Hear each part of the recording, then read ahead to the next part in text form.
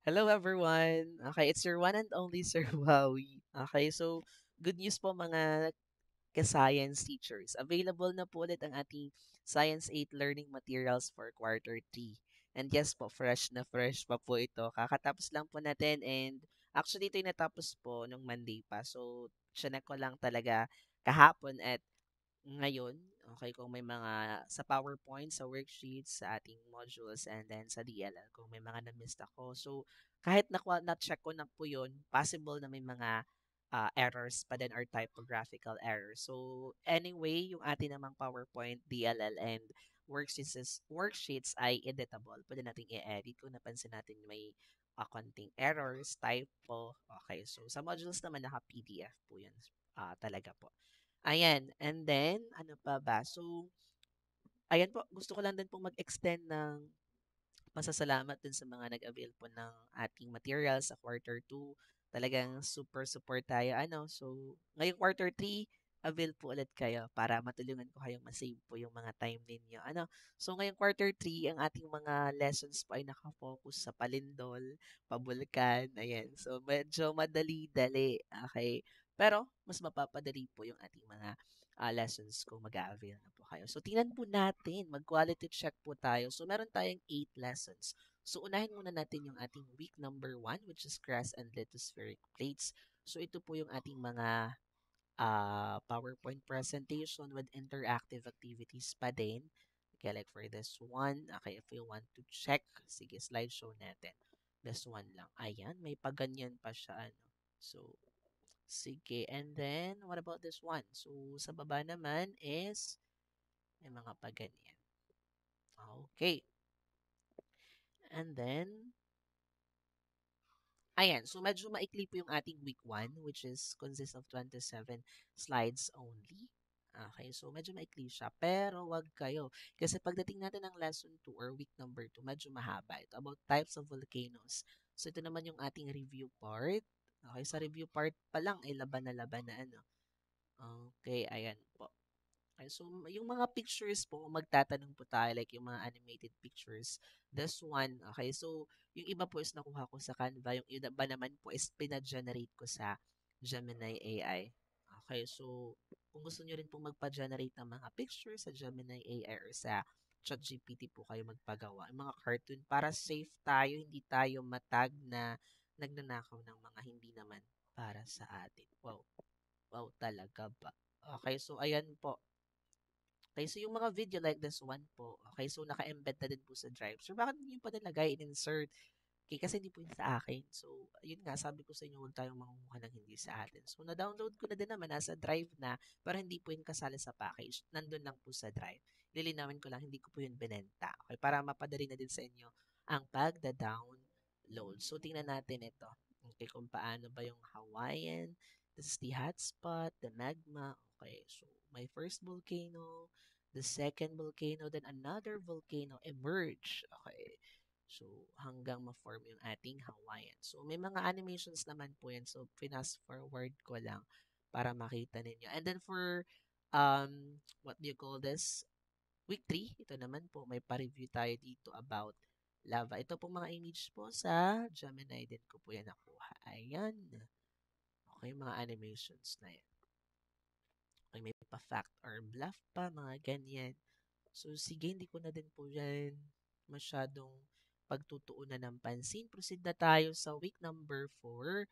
Okay, conditions for storms. Ito medyo nahirapan din po ako kasi medyo very technical ako dito sa part na to kasi daming mga animation akong in-insert dito which is talagang pinag-isipan, which is ano naman po ito, naka-align din po sa ating lesson exemplar. Yung video po nasa Drive na kung gusto nating mag-avail, unlocking vocabulary, okay? So, ganyan din naman yung unlocking vocabulary sa lesson exemplar natin. Iniba ko lang yung type, ginawa kong mas interactive, para mas syempre mag-gets or mag-enjoy pa din ng ating mga bata habang nakikinig sa atin. So, like this one, okay, may mga pag-ganyan. So, ang paggagawa lang po nito sa PowerPoint, madali lang. Mag-i-insert lang po kayo ng animations, timing. Okay, yun lang, pagsaset lang. Okay, so another is week number 5. Okay, so week number 5 din po natin is basics factors affecting typhoon. Okay, for how typhoons is form, yung process. Okay, ayan po. Ang lahang vocabulary, may mga paganyang effect pa. Pero anyway, ako din po ang gumawa nito ng mga animations na yan. Yung mga pictures, kinuha ko po sa Gemini AI. Wala po akong kinuha sa Google na unregistered images kasi baka tayo tag ano. So, ayan. Especially binibenta natin. Kailangan, kung binibenta natin is gawa natin mismo. Ano? Okay, so, next, okay, lesson number 6. Okay, so yung 6 naman po. Ito naman po is yung typhoon preparedness na tayo. Ayan, may mga pa-video. Madaming video actually dito. Okay, may pa ganyan. Ang laking vocabulary. Okay, yun ba naman ang nasa LA natin? Don't worry. Mga agencies, kung ano mga agencies. Guess the logo. Okay, and then we also have lesson 7, moons and tides. Okay, ito po. May mga video tayo dito, wordscapes, kung gusto niyo lang naman. Okay. Madali lang po gumawa nito, basta may time po kayo. Okay, so ayan po. And then lastly, we have week number 8. Actually, mga mamansur, itong week number 8 is nawirduhan ako. Bakit pinahuli? Decrash din naman po ito. So kung gusto ninyo, after week 1, ito na ang isunod ninyong lesson. Okay, kasi pinahuli pa, crust din naman ay ang ating lesson 1 is about crust and lithospheric plates. Hindi dapat sinunod na yun. Pero syempre nga, sabi ko, ang pinaka-basis ko yung ating lesson exemplar na bigay mismo ng DepEd. So, yun yung sinusunod ko. Pero pwede naman nating iuna to. Okay, it's up to you po, mga mamansur. Ano? Okay, diskarte na natin yan. Ayan, so quality check ulit or check natin. Ito po yung sa week 1, PowerPoint only option 1, which is price po niya is 240 from week 1 to 8.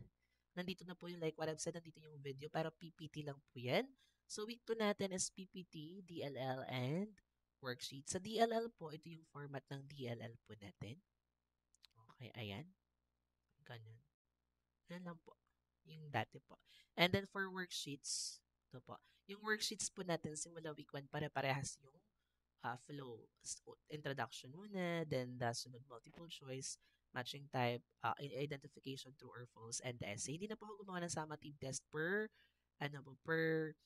week. Okay, so pwede din naman itong gamitin as assessment na din sa mga bata. Okay, ano, and then sa quarter or option 3, yun lamang po, may module po dito. At ang modules po natin is, ayan po, ako din po mismo ang gumawa, pero nakafocus lang po talaga ito sa content na align din naman po sa ating lesson exemplar. Okay, so sabi ko nga sa inyo mga mansur, chinek ko na yan ng makailang beses pero hindi pa rin maiiwasan na may mali pa din po or typographical errors sa mga yan. So, pwede namang i-edit kasi editable naman po yung ating PowerPoint, DLL, and worksheets. Okay, so mag-a-avail, same process po. Okay, maglalagay na din po ako ng info sa description and then dito sa ating video. Thank you so much everyone and ano pala, thank you in advance sa mga mag-a-avail.